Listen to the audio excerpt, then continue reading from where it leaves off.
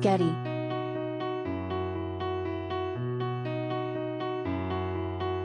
A staffer at Houston's NRG Park, which hosts Astroworld Fest, made a very specific plea to Houston city officials to establish a wide perimeter, in anticipation of unruly behavior.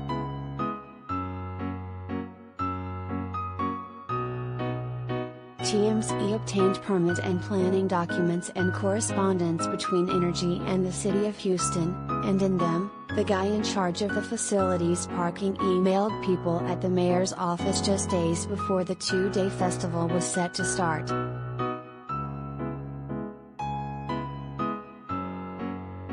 Document launch doc.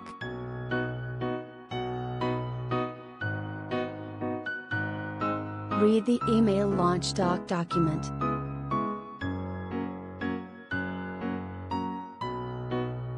The message, sent by parking rep Sandeep Prasad, is pretty detailed on what NRG was going to need from the city before Astroworld, due to what he described as past transgressions.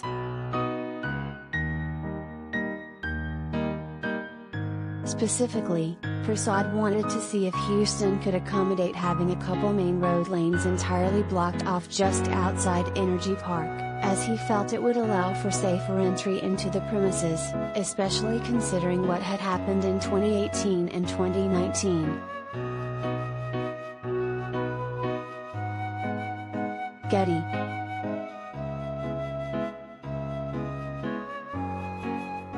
Prasad's email reads, "During the festivals in 2018 and 2019, there were a lot of transgressions on the Main Street side of the yellow lot. Those included destroying property and various acts of violence."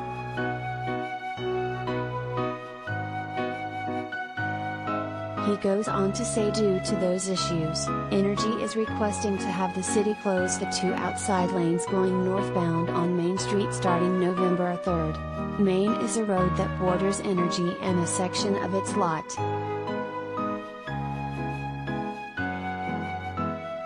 Getty.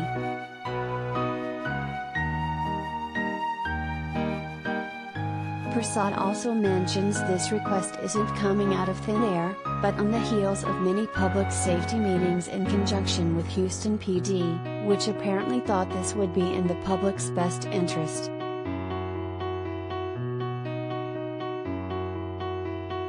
No word on whether NRG got what it wanted, but it's telling the request was made at all. We don't know for certain if Prasad was specifically referring to the massive stampeding that took place in 2019, which was well documented, as the park opened.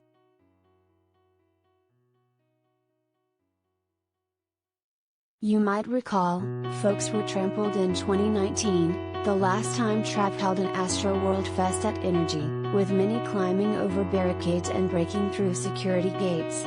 3 people were seriously injured back then, and the email makes it seem like NRG honchos had that on their minds ahead of this year's concert.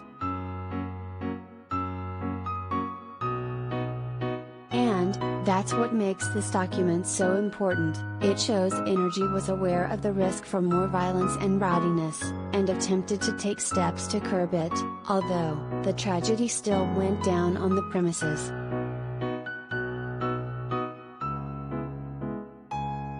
As we reported, 8 people died, and many more are severely injured and hospitalized.